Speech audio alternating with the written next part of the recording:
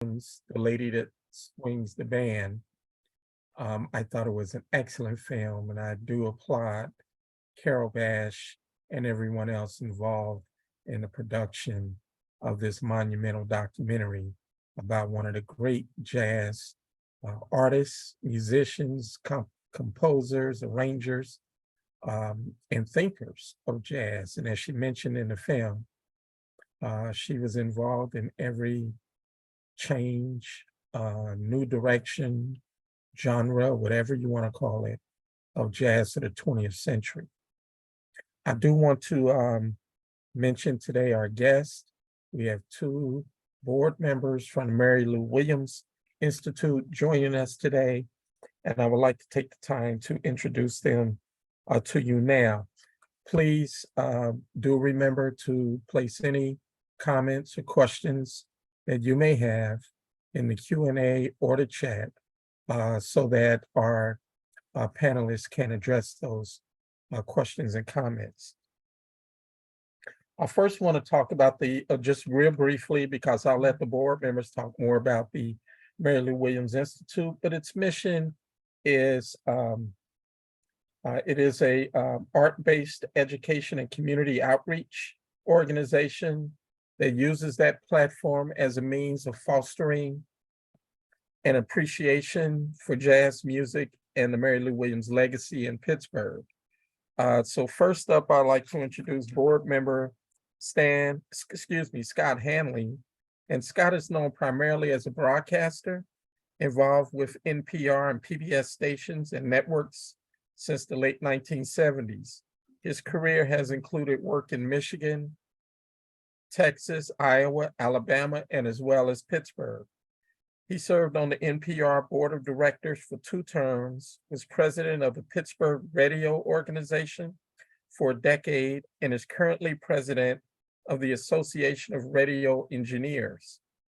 Scott managed WDUQ in Pittsburgh from 1995 to 2011, and returned to Pittsburgh in 2017 as general manager of WZUM, the Pittsburgh Jazz Channel, with a special focus on celebrating Pittsburgh's jazz legacy and supporting the live jazz scene in Pittsburgh. He is also a trained musician with a degree in music, primarily a vocalist as a brass player. He can be regularly heard on the radio as host of WZUM 101.1 FM in Pittsburgh, and occasionally performing at jazz venues across the region. He is delighted to serve on the inaugural board of directors of the Mary Lou Williams Institute. So if you could please welcome Scott Hanley to our panel today. Our second panelist from the Mary Lou Williams Institute is a Mary Lou Williams relative. Bobby Ferguson is the niece of Mary Lou Williams and is also the founder of the Mary Lou Williams Institute.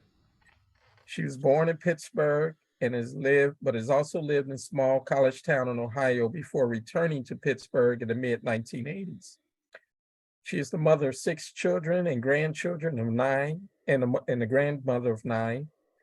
And she currently resides in East Liberty, where her grandmother, Mary Lou Williams's mother, and all of her family lived. So will you please also welcome Bobby Ferguson. So let's get it started. Bobby, can you tell us a little bit more about the Mary Lou Williams Institute? I did mention just real briefly its mission, but talk about some of the things that the organization is doing and would like to do. Well, first of all, I'd like to thank you for inviting us today to participate in this special event.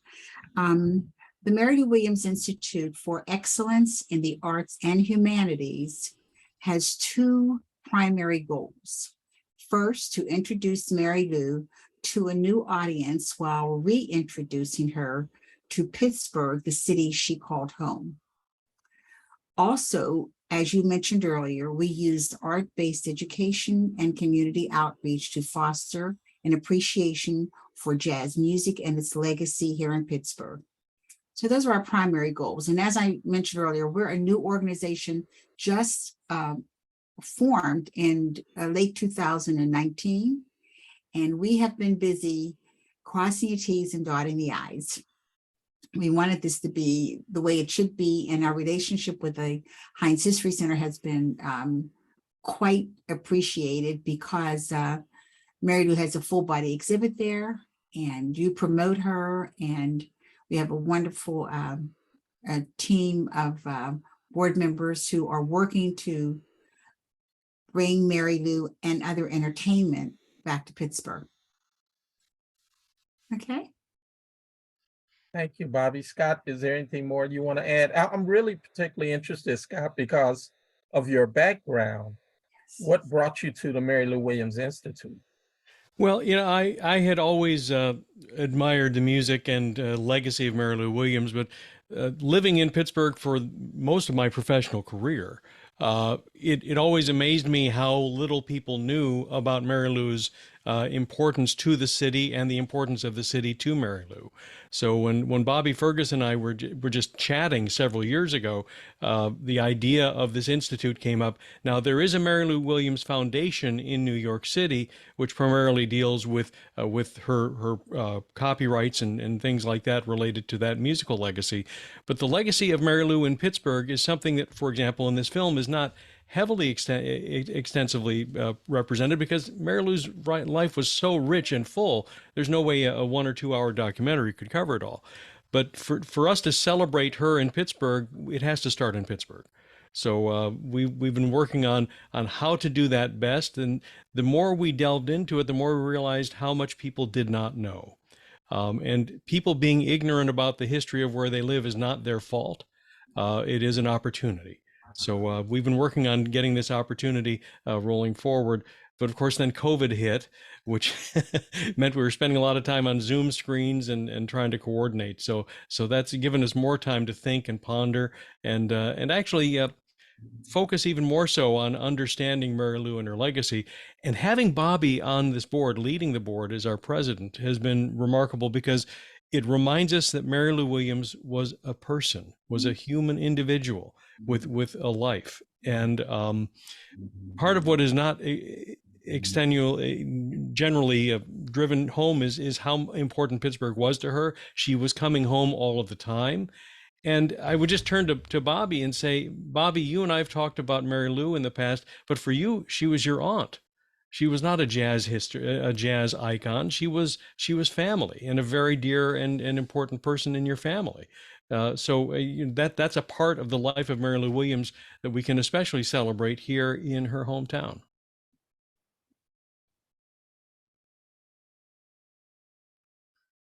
I do want to know. Oh, go ahead. Go right ahead. The latency of Zoom. As I was thinking about Mary Lou Williams, the documentary really speaks heavily about the importance of Mary Lou as a prominent jazz musician, but also as a prominent woman jazz musician. But I want to point out something very interesting. Everyone has heard about the photograph that was made in the late 1950s by Art Kane called "A Great Day in Harlem." An amazing photograph with legendary musicians. There's only a couple still remaining. I believe Sonny Rollins is still with us, and Benny Golson is still with us. I think everyone else from that photograph from 60 years ago has passed. There were only 3 women in that photograph. One of them was Mary Lou Williams. Another was Marion McPartland. And the third was another native of Pittsburgh, Maxine Sullivan. So out of the 3 women in that photograph, 2 of them were from Pittsburgh. That means something, I believe.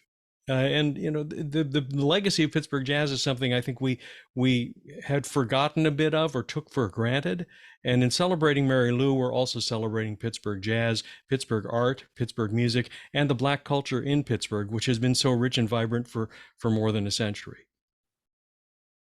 I think I'd like to add that I think it's so important that you bring that up, Scott, that there are so many musicians out of Pittsburgh who are not recognized, that need to be recognized and need to be associated with the city of Pittsburgh, because this is what they call their roots. They could have been born any place, but if they called Pittsburgh home, this needs to be recognized. And this is one of the things that we hope to accomplish in promoting Mary Lou and the legacy of jazz? You're both exactly right.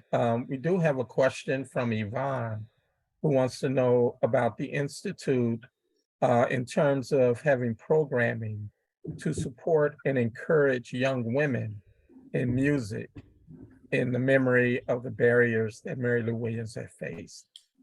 I'd like to say that that's very important to me. And as Scott mentioned, women being minorities. I just returned a few days ago from the Mary Lou Williams Jazz Festival at the John F. Kennedy Center in Washington, D.C. And I remember the discussion probably around 2014, 15, that women are now standing on their own, and we are thinking about changing the name to the Mary Lou Williams Jazz Festival. This was met with some unhappy feeling for me, because it was wonderful to recognize the women who also traveled with men, but nonetheless, they were spotlighted. Now women are back to where they were. However, one of my experiences in having been there this past year was to meet someone who is associated out of Berkeley College in Boston, and a new meeting where we're hoping to do some looking and searching for women again in jazz. This is one of the things that we want to promote, and this is just a recent meeting a couple of days ago. So I think it's important that we look again to women in jazz, young women, and let young women know, which is part of the goal and the focus of the Mary Lou Williams Institute, that children can understand that they can be anything they'd like to be. They can go to college and still play jazz, because I know jazz students who are not playing classical, but they're playing jazz. They have an interest in jazz as well. So I think that's important, that we can encourage young children to look at jazz and how they too can be a part of it. For the both of you, I know that there were so many things in the film that some things I didn't know about Mary Lou. I thought I knew everything about Mary Lou Williams, but there was a few things in the film I didn't know, especially the more detailed and intimate experiences she was having when she was with the Andy Kirk Band, and then other times in her career. But it was clearly pointed out in the film that jazz, at the top of the jazz pole, was really a man's world, and they kind of maintained it. Now here you have someone who is sought after by some of the biggest band leaders in the country to do arrangements, to do compositions. They recognize she has superior talent, skill, and insight into the music. However, the industry sort of kept her at a lower level in a sense, where, I mean, the whole struggle for her, of trying to get recorded, to form her own band, to be on the same level as Duke or Count Basie or Benny Goodman and the others, which she rightfully deserved to be. And that had really a tremendous impact on her. But the fact that she may have left music in terms of recording, but that she didn't leave music in her heart. And that's why she was able to revive her career and her thought and her creativity through the mass in a different genre where you probably didn't have many other jazz musicians in that area, but she recognized the connections there. The jazz is much bigger than playing in the nightclubs, that it has a greater reach. So I just wanted to get your impression of the film and what in the film kind of stood out for you, that you thought was important that people need to really understand. Well, if I can jump in, for one thing, I think it played up a little bit of the fact this is also show business. Show business is brutal. Show business is competitive. Add on to that, show business can be misogynistic. And abuse can happen, as we've seen over the last many decades of recent times, that bad things happen because there are bad people in the entertainment business. That's what it is. But what the film did not have the time to get into nearly as in depth is there are also kind people in the entertainment business. And one of the kindest, most supportive people in the jazz field was Mary Lou Williams. She was she along with Baroness Pananica in New York City and some other individuals were supporting the jazz musicians in the 1940s and 1950s. And in fact, Bobby can go into this about the thrift store that Mary Lou Williams ran to help support musicians. She was there with an apartment and an extra apartment to help support musicians in New York City, to keep them on their feet, keep them performing, keep them active, and help keep them on the straight and narrow the best she could. She had a deep, deep soul, and that's why I think her spiritual journey was a continuation of what she was always about. So while entertainment can be very rough and very competitive, there is also something, and especially something about jazz, which is very interpersonal and interrelated. This common language of music allows people to become very intimate with one another on stage and in performance and in rehearsal through the creativity of music. And Mary Lou Williams espoused the best in people and encouraged the best from people. In fact, you've heard of the singer Annie Ross of Lambert, Hendricks, and Ross. Mm-hmm. She and Mary Lou roomed together in France in the around 1950 when Mary Lou went to Europe and stayed in Europe. And at that time, interestingly enough, Annie Ross entered into a relationship with the famed drummer Kenny Clarke. And they had a son together. And Mary Lou helped work with Annie Ross to bring that son to Pittsburgh, where relatives then helped raise the son of Annie Ross and Kenny Clarke here in Pittsburgh. Wow. There's a lot of humanity going on in music and life, and especially in jazz.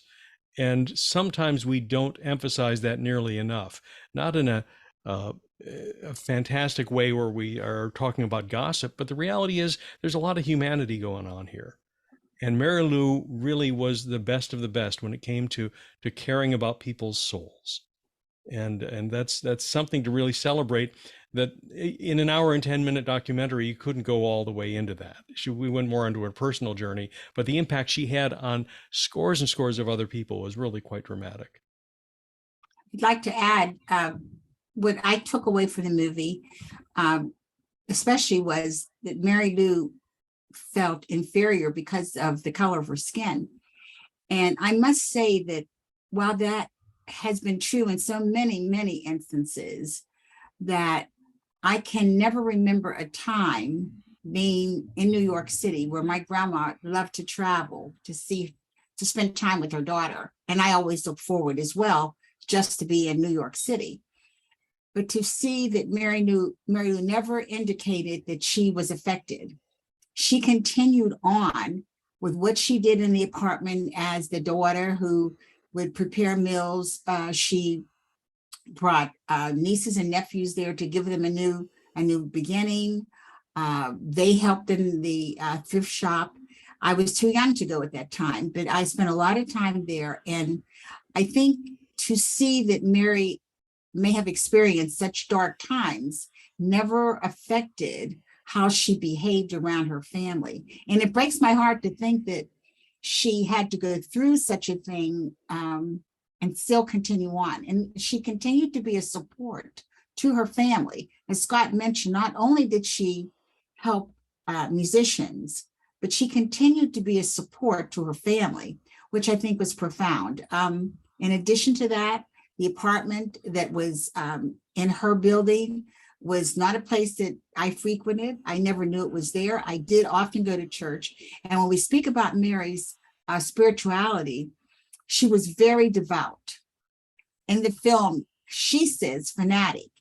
I was already practicing Catholicism and felt that Mary was just over the top with this, because I was more interested in going to the nightclub, which I was never going to be able to do because of my age. But Mary was very devout. And when I look back and think about how devout she was, we supported the Lady of Lourdes church, not just a few blocks in walking distance from where Mary lived, the grotto. every day. Mary had flowers on the altar. She was devout in her Catholicism, and I'm happy to say that she embraced it. So she had been searching because we talked about religion, but she had been searching and she found something that was significant to her, and she followed through completely with it. It was wonderful now that I think about it. Thank you for those comments. We do have another question in the chat that asks, how did the older jazz musicians react to the new sound of bebop? Those outside of Mary Lou. So some who are probably Mary Lou's generation or a generation before Mary Lou, how did they react to the new sound of bebop? Scott? Well, varied, I guess you could say. There's a lot of interesting stories that go around that. In some ways, anything new gets people raising their eyebrows. You know, Coleman Hawkins would raise his eyebrow a bit because he was more a melodic kind of person. And yet at the same time, you listen to his music in the later 1940s, he definitely was embracing these more adventurous leaps of harmonic invention. What I find especially interesting, though, is the cross-pollination among the musicians was much, much broader than we give credit for. But because of recording bans during the 1940s, we're not aware of a lot of the musical innovations that were happening. There were some broadcast things that were heard. There was some activity at a club called Minton's in New York.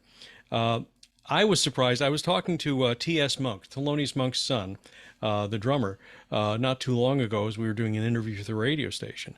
And he shared with me that not only did his father know a great guitarist with the Benny Goodman band. My gosh, what is his name? Charlie Christian, the great guitarist Charlie Christian. But they were best friends. Now Charlie Christian died very young, so we didn't get to see that musical invention continue to its fruition. But if you listen to Charlie Christian, who was known for doing 7 Come 11, a lot of other swing and hot tunes with the Benny Goodman band, he was playing basically the germs of bebop in the early 1940s, years before Charlie Parker was really coming on the scene. So a lot of these inventions, and even the things that Mary Lou was talking about of doing extensions of chords, doing sixths and ninths, and making things sound a little bit more dissonant while resolving then to the fruition of the chord. This was just an evolution of how people were hearing things. I think the reality is music is never in one set place. And sometimes something sounds a bit off, but then you hear the resolution of it and you make it, it's understandable. It's been said that jazz is the perfecting of the imperfect, taking mistakes and making them better by resolving the sound. And I think bebop was just another way to extend it beyond just riffs, and taking those riffs of music that were going on during the swing era and making them into long, extended musical expressions, which at first sounded like a lot to take in. And they certainly weren't as accommodating for dancers as Little Brown Jug would be. But they were really good for listeners and helped evolve the music into a whole new phase. And I think, to add, I think to see that Mary Lou had relationships with artists who were exploring these different areas, and she worked closely with them and mentored some of them. And I think it just shows that whether or not we thought there were not good working relationships, they really were good working relationships that existed, and they encouraged and supported one another. Those musicians who were playing bebop and progressive jazz and whatever other area it was or era it was, I think that was important because Mary continued with that. I think a lot of the alleged dissonance between the swing and the bebop musicians was in fact a creation of media to try to create some sort of drama in what was going on in music. When you look down the list of the people we listened to during the documentary, you think about the 6 Degrees of Kevin Bacon game, or who's related to who. All these musicians we saw here, and all the musicians from the jazz era of Mary Lou's time, all knew of each other and were at best 2 degrees away from each other. So, you know, they all shared this common language. If you look at Billy Taylor, if you look at Hank Jones, if you look at Count Basie or Duke Ellington, everyone knew everyone. And you know, there were musicians who were crossing between jazz and popular music veins. It was again show business. Jazz is a very special part of this entertainment business, but it's just a part of it. So the fact that Sammy Davis Jr. could cross between those different lines was because it was music. The fact that Lena Horne was really a movie star and a popular singer who had some affinity for jazz and is also from Pittsburgh was because she was in show business. But then and ironically, she grew up in Pittsburgh and Billy Strayhorn grew up in Pittsburgh. They never got to know each other until they were off in the scene in Hollywood and New York. There's so many great stories about how people stumbled into each other and became creative confidants and friends over this music, because it does bring people together. But I want to also point out Mary Lou ended up going to Duke University, became an artist in residence for the last 4 years of her life, and started the jazz program there around 1977, 78. There's a pianist, Bill Cunliffe, who is I think he grew up in the Midwest, but he lives on the West Coast now. But his wife is related to a woman who has been the curator for the Heinz Chapel. And they did a performance dedicated to Jerry Allen at the Heinz Chapel a few years ago, just after I came back to town, with Dwayne Dolphin and with Thomas Went, I believe. And I didn't know this until Bill Cunliffe and I talked about it, but Bill Cunliffe actually was at Duke University. Yes. In 1977 and was studying classical music. And Mary Lou came in to do her programming at Duke, and it totally turned him around, and he became a phenomenal jazz pianist after that. And is a first call player on the West Coast and does marvelous recordings and performances all over the country. And it was Mary Lou Williams that turned his head around into what this music is and can be. I've been humbled by that, because he is so much younger than, I mean, he was a student of Mary's. I've come across other students of Mary's who may say the same thing, which is wonderful that they were able to embrace jazz, even though classical, which means that people did connect. I can remember in New York City, in Mary's apartment, her small apartment, a group of musicians coming in while I'm in the bedroom, but they were there. So I never knew what they produced, but I know they got along together and they communicated through their music. I mean, because that's what they did. They spent time writing and collaborating and sharing, which means so much to us here in Pittsburgh with the Mary Lou Williams Institute, because our goal is also to work with other artists and to share that gift. Thank you for bringing that up. Yes. Yeah, thanks to the both of you. Let's continue on this whole line of the Pittsburgh jazz legacy, because Mary Lou was one of those who took pride in the Pittsburgh family tree, if you will. I saw the drawing that is associated with her of the Pittsburgh jazz family tree, showing the roots and the branches and all the names connected and associated.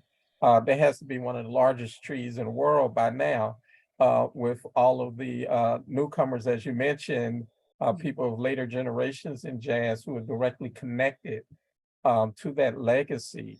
One other local person who just passed, Ahmad Jamal, was known to have said that jazz is American classical music.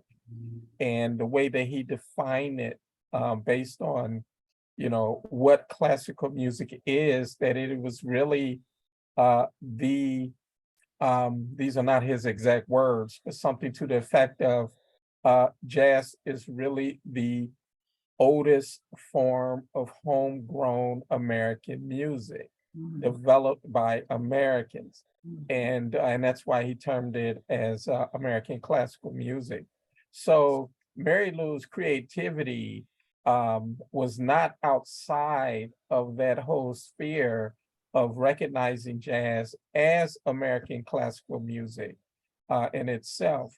But I thought that the film to me really did portray her ability to, with even the setbacks and the discrimination she faced and everything else, it never stunted her creativity and what she had in her heart for jazz music. That's why she could go on to Duke University and all these other places and continue to impact people, um, teaching them about jazz and even to us. I've seen some films where she was sort of correcting people's notion and understanding of what jazz really was, and well, like that little scene there that's in some of the film clips that was there where she's talking about ragtime. And she said, Joplin played it like this. And she's playing it and said, oh, is that because he played it faster? Does that make it rag? She said, no, because it wasn't taught out of a book. So that brings a whole other aspect of jazz. It's not this sort of formal higher education um, um, attainment that musicians have. There's a lot of jazz, and I always argue, especially in the Pittsburgh public schools, that a lot of these students came to school with the basis of jazz because that was what was in the community and even in the church and in the home and so forth. We do have another question from Gwendolyn, who is talking about the Zodiac Suite. Um, and she says that it was not received with favor from the critics. How was the reception from other musicians, not necessarily the jazz critics, but other musicians? And how did her boldness help other musicians, specifically women who wanted to think and write and perform outside of the box? Well, that's an interesting thought. For me, the hearing the symphonic version or the chamber music version of Zodiac Suite was a revelation for me because I only really knew of it as a piano trio or piano effort. If you think back in the 1950s, again, that predates when I was born, but it was at the time of my parents, who are from Detroit, and my mother was a musician in Detroit, and my dad grew up hanging out at Baker's Keyboard Lounge in Detroit. There was a lot of cross-pollination of light classical, serious classical, and jazz going on at the time in the 1950s. So again, I think it was also a very competitive time in the music business. So a lot of things, there were a lot of composers from the 1950s who were doing very popular music that was being played by chamber groups or by symphonies that we don't even know their names today. So, it is a problem for us to make sure everything is important all the time. Sometimes things just are. And to be able to perform for an audience at Carnegie Hall, for an audience that was enough to at least pay the musicians, is not a small thing in New York City. But Carnegie Hall, I mean, Billie Holiday played at Carnegie Hall, I believe, 28 times. We don't think of that. But the reality is this music has been all around in many different venues, when integration finally hit Carnegie Hall in the 1930s, with jazz being played on the stages there, that was a big deal. But then there was still segregation going on after that. So, it's all, nothing ever evolves precisely. And the Zodiac Suite has become to be appreciated more now than it was then. But it's just a part of Mary Lou's legacy. And, we're fortunate to have artists like Deanna Witkowski now reinventing some of the things from the Zodiac Suite. And there's some other new releases now reinvigorating the music of Mary Lou Williams. So the good news about jazz is there's no one time in which that's the only performance. So I'm not sure what other musicians thought about Mary Lou's music because Mary Lou's music was very much the music of Mary Lou. And I think Deanna Witkowski and I actually talked about this a few weeks ago. The dilemma was a tune like things from the Zodiac Suite or a tune like Carcinoma are not great tunes to jam on. They are compositions. So whether someone embraces that composition to play it and perform it, it needs a bit more direct attention than simply being a tune out of a real book that you improvise on the stage at a nightclub. So I'd have to look further to dig deeper. You know, I always hate reading critical reviews of things that I care about, because sometimes critics can be real jerks. So, so And with what you say on Jody, the Zodiac Suite Collective is part of Jerry Allen's collective. And I think for anyone who's not familiar with it, it may have been not received as well then by the critics, but I think the general population may have viewed it differently. And I play it quite often. In fact, it was played in DC. They play Taurus. I think it's something that one can appreciate if you hear it and listen to it and listen to it. And we were taught to listen to music as a child in a dark room. And where do you hear the saxophone come in? Where is the drummer? Where is the bass? And that's how we learn to appreciate music. That's how I learned how to appreciate music from my cousins who were taught by Mary. How do we appreciate music? To see what every instrument was contributing to the piece. So I think that there are people now who might want to revisit it. Things are criticized, but I think that it's a great work. I enjoy it. Not just because she's my aunt either. I think it's nice work. Yeah. We have another question that is asking, as an artist in residence or in her later years, does she still perform some of her early work? I believe so. The sad thing is, I mean, when she was doing those latter works, you know, I was just in college, because I'm about Bill Cunliffe's age. So, you know, it's funny to think, though, she passed in what, 1981? 81, May of 81. And I realized that pianist Bill Evans died a year before she did. Okay. So, you know, a lot of these people who are very influential for us, they may have crossed in our lives just a little bit. But Mary Lou did a remarkable recording for Pablo Records live at Montreux, in which it's a solo piano concert in which she plays every style imaginable. Wow. She did boogie woogie. She did some of her really exotic, rich harmonic things. She did some of the things from the Zodiac Suite, all of this on one record. And I think it's called Solo at Montreux, and it's on Pablo Records. And it's available. You can get it on the various music streams you get now. I remember it as an LP back when it came out, when she was still with us, and I was working at a radio station in Ypsilanti, Michigan. So is that the Montreux Jazz Festival, maybe? yes. Okay. In Switzerland.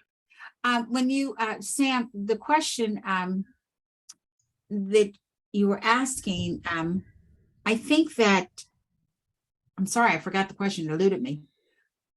Was that the one about whether she performed her earlier works? Yes, I just wanted to say, I'm not sure how much she worked during that time outside of teaching students.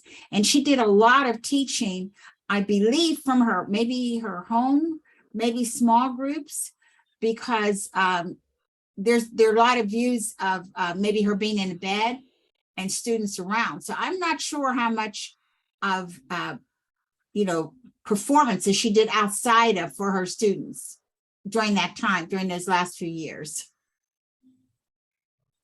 They do still have the center there, the Mary Williams Jazz Center at the campus. I do want to note that there's an in memoriam page at the end of the documentary that we enjoyed earlier, and it notes a number of people who have since passed, including Billy Taylor in 2010 and others. But one that did not make the in memoriam was Jerry Allen, who in fact passed around the same time that this documentary was released in 2015.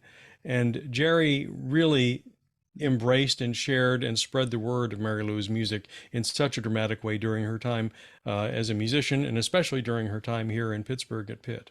Yes. Well, one of the things I remember about Jerry, I met her probably within her first year at Pitt. And of course, the conversation was all about Mary Lou Williams. She had visited us. She saw our display in the Crawford Grill Gallery. And so our conversation a lot was built around that. And we were talking about ideas for collaboration between the Pitt Jazz Program and the Heinz History Center, which was very, very encouraging. So for me personally, it was a great shock. I only knew her for a very short time, but we were both very excited about Mary Lou Williams. I was telling her about my um, encounter, I guess you could say, with Mary Lou Williams back in the 90s when I was working in Cleveland. And I was curating an exhibition for the Cleveland Playhouse that was producing a choreographed production by Diane McIntyre, who's a Clevelander. And Diane's production was based on oral history she had conducted with her father, who was an immigrant to the United States from Barbados back in the late 20s. And his stories were all about visiting these nightclubs in Cleveland. And the artists from Duke Ellington to Count Basie, and one of the people he mentions over and over again is Mary Lou Williams. And I said, quite frankly, I had never heard of her, and it was like, oh, Andy Kirk's band came and they had this woman on the piano and she did this and she did that, and and she wrote all the songs and composed everything. And so it was at that point I said to myself, I really have to get to know who she is. In order for me to curate an exhibit that's going to feature her, I really had to do some homework. So I did, and I was just blown away with the fact that she was a jazz icon. And unfortunately, for me at least, her name was not as familiar with the others. I mean, you know about Duke Ellington, but she composed, and as we saw in the film, composed and arranged for Duke Ellington and Benny Goodman and a number of others. And so that was my sort of introduction. When I moved to Pittsburgh, I was really encouraged because I felt I'm going to learn more about Mary Lou Williams as well as all these other Pittsburgh jazz artists. And so that's one of the things that kind of fuels what we do here, is to acknowledge, being a history museum, we acknowledge the history, but we also recognize the legacy in these people. We're talking about people who were not just Pittsburgh jazz artists. We're talking about international musical icons, and that's a totally different category. And so you have to have a totally different discussion, about their creativity and the gifts that they have given to the world. Mary Lou may have died in 1981, but here we are, sitting on Zoom in 2023, still talking about her impact, and that's the thing, when you give so much to the world, it's everlasting. There was just recently maybe within the past 6 or 7 months ago, a CD released in France that I don't have it in my hand now, but how well received it was from the students there, which was great. The music is beautiful. And there are, I think, a number of pieces, maybe yet to be transcribed, if that's the word, in the archives. But that's what Deanna has done. There is also others, a vibraphonist, can't think of her name offhand, but she too has transcribed some of Mary's music. And I think her roots might be here from Pittsburgh, but she had played at the Kelly Strayhorn. But I wanted to say with what you were saying that it's so important, I think, that we get a chance to remember who Jerry Allen was in the life of Mary Lou Williams. I will never forget Jerry, because we became not only friends through her playing Mary's music, but because of her warmth, approachable, caring personality. She received my mother and my aunt and me often, and we were thrilled when she came here. I had the honor of meeting with her son Wallace Roney Jr. This past weekend, and he expects to be here in Pittsburgh.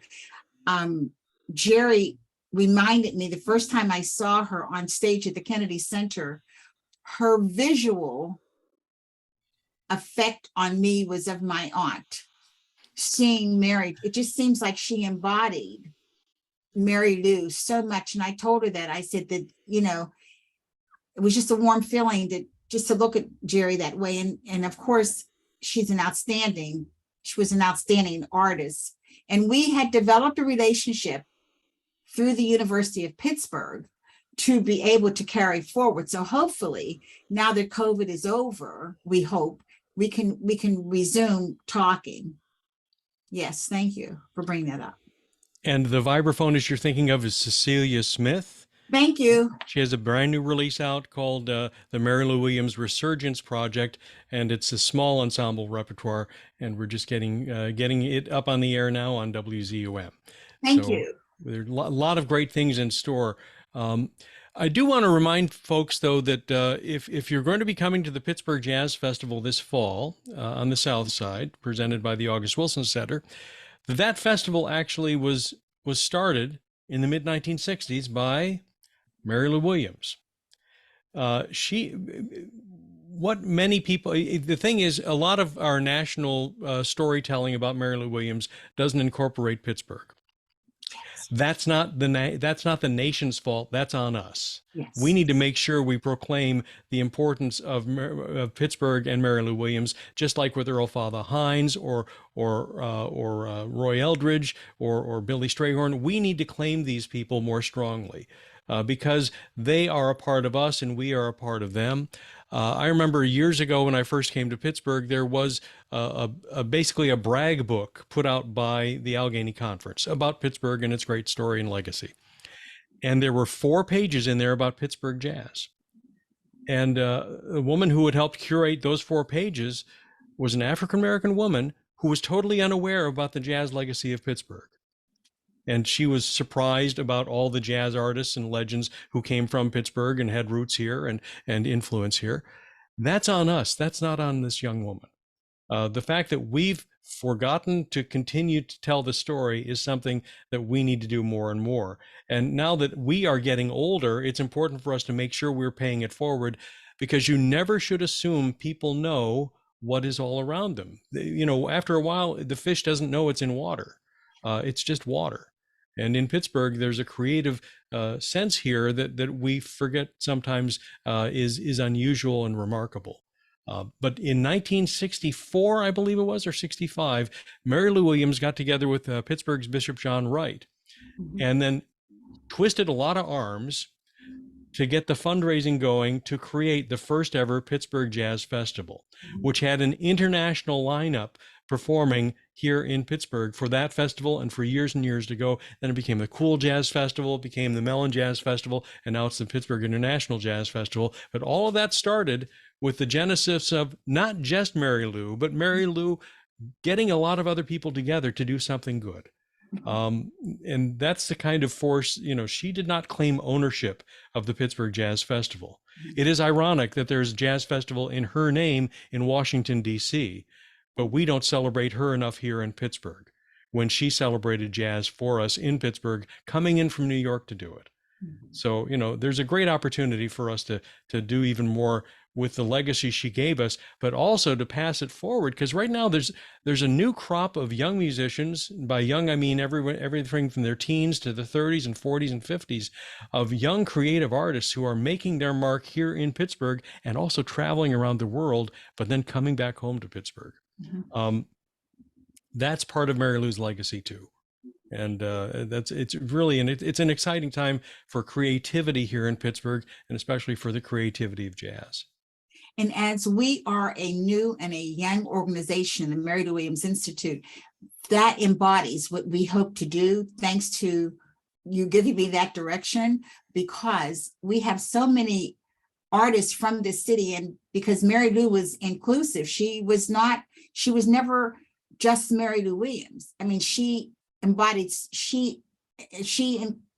so many others in her life that make me feel happy, but that's what we have to do here. We can't forget how many artists came out of Pittsburgh that you don't even know about. There are so many that I don't know about because I was not in the city, but we need to recognize them, and most certainly the children, because Mary Lou at the thrift shop always had children around. There were always children around, and she loved to be around them.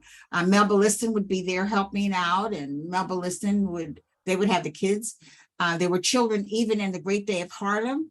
That picture that you were talking about, the photograph, there are children there that were local children. So I think it's important that we drive that point home, that we need to recognize who came out of Pittsburgh, including Mary, of course. However, she would have wanted others recognized too. We've produced a lot of great people, and they're still coming. They need to be recognized. Thank you. Yeah, and I agree with both of you on that.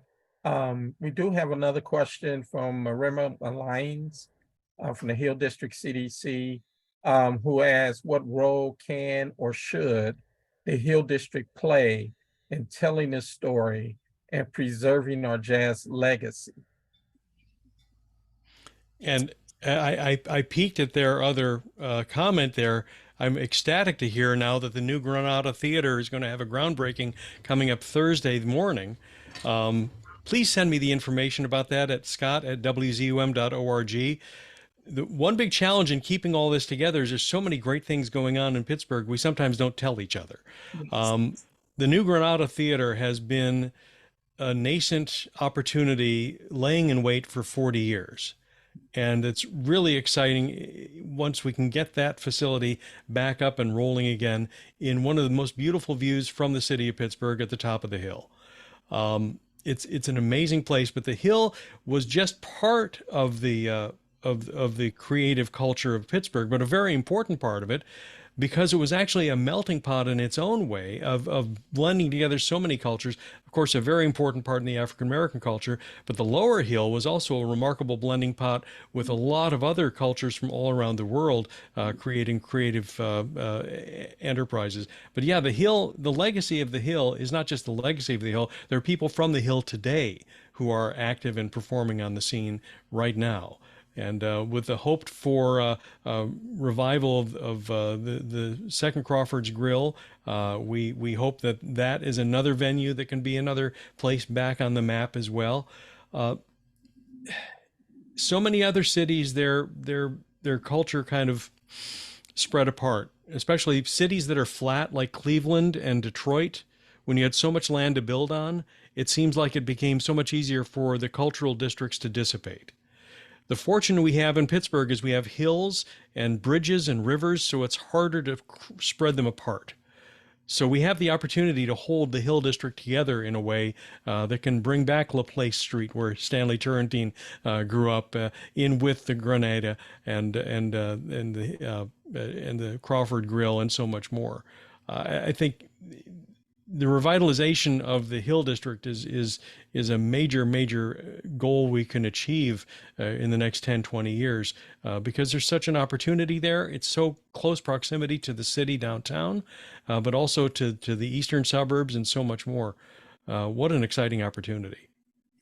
For the question, I would like to also add that we would welcome you contacting the Mary Lou Williams Institute. As we are new, we can certainly discuss how we could work together, because I remember going to the Hurricane and to the Crawford Grill and thrilled about the new Granada Theater. I think it would be important if there's something that you'd like to suggest to us that we can consider. We don't like to leave any stones unturned, since this is new, and this is not just for us, but it's for the city of Pittsburgh. You can reach us probably through Sam, and we're happy to listen to whatever you might want to suggest. We're still organizing committees and happy to have anyone who might want to work with us on a committee. It would be great. Thank you. Thanks for that information. There is a great deal of conversation around Pittsburgh amongst jazz connoisseurs. And I would agree, Scott, that there needs to be more. We need to coordinate together, learn from each other, recognize what, whether it's organizations or institutions, media, whoever, to kind of share that information, because that's one of the ways that we can educate the masses and spread these legacies. There's also a comment, again from Marimba, who says that she lives in Bertie Dunlop's old house.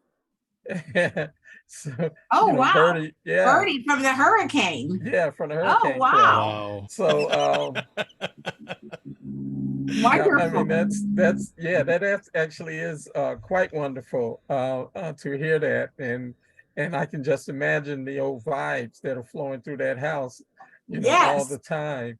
But thank you again, Marimba, for that, and to make it personal that you, you know, dipping Yes. into this legacy. That's a wonderful thing.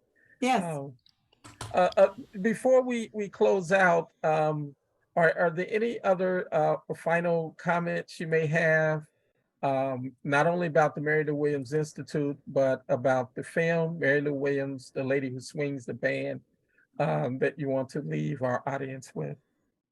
Um, the comments from Marimba just reminded me that, you know, we need instigators and innovators, but we also need fair brokers and storytellers. And that's why, you know, ironically, I think we have an assemblage here of a combination of both.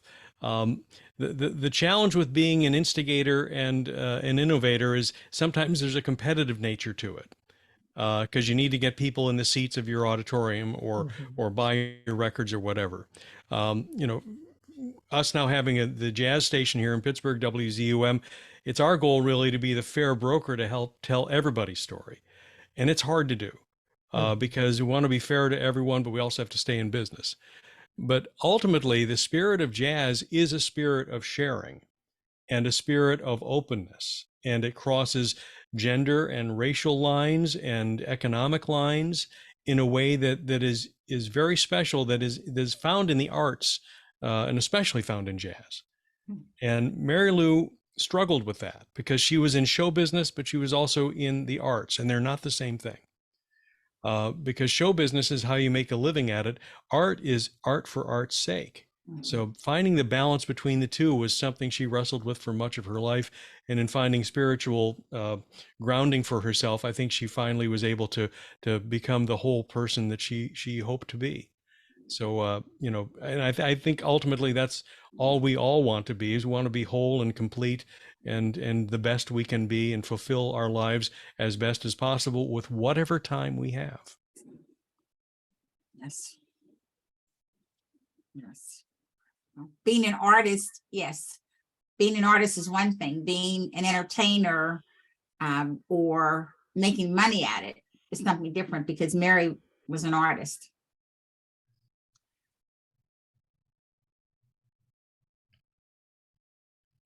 I would like to just conclude with this film is just one part of the entire community's effort to recognize and appreciate the talent and the creativity and the humanity of Mary Lou Williams, and to continue her legacy by teaching the next generation how to appreciate her music and to recognize it. I'm learning something different all the time about her as a person, and also about her as an artist, which makes me feel fortunate to be in this place, in this city at this time, because there's so much. One of the things I've learned in my study of Pittsburgh jazz is that it really didn't matter whether it was Earl Father Hines or Billy Eckstine, Ahmad Jamal, Roy Eldridge. You just go down the list of the greats. They all loved and appreciated their Pittsburgh background, you know, and that's something that that I found quite remarkable, is that Pittsburgh never left them. The relationship that Earl Father Hines had very early in Mary Lou Williams's career, to introduce her to Louis Armstrong and some of the others. You know, I don't know, I guess he would have done that regardless of whether she came from Pittsburgh or not, but there must have been something special. And I always say there's something special in these three rivers to produce the type of talent that comes out of here. and we are reminded of that every day. I do want to remind our audience of the History Center's exhibition, the Negro Motorist Green Book, in which you will hear 3 Mary Lou Williams compositions in that exhibition. So we didn't leave her out whatsoever, because that's really from, looking at the period 1936 to the mid 1960s. That's a big chunk of her musical career and her creativity. So we wanted to present that. In addition, we have 2 other programs, one on June 27th, that's going to look at the history of urban renewal and gentrification in the Laurel Hill District. And then on July 14th, we'll be screening another film. This time, it's not going to be virtual, it's going to be in person at the Heinz History Center, and that's called The Green Book, A Guide to Freedom, which is a Smithsonian Channel produced film in 2019. And we're bringing the director, Yorba Riken, to Pittsburgh to introduce that film and have a great conversation around it. So I again want to thank the Mary Lou Williams Institute, the chairman, Bobby Ferguson, board member Scott Hanley, for joining us today and helping us to greater understand the tremendous talent of Mary Lou Williams. And as we move forward, to continue to love, appreciate, and promote jazz. So I thank everyone. If you have any questions or comments, please don't hesitate to email me or anyone on our staff, and we'll get back to you as soon as we can. Have a great weekend. Thank you for having us. Sure.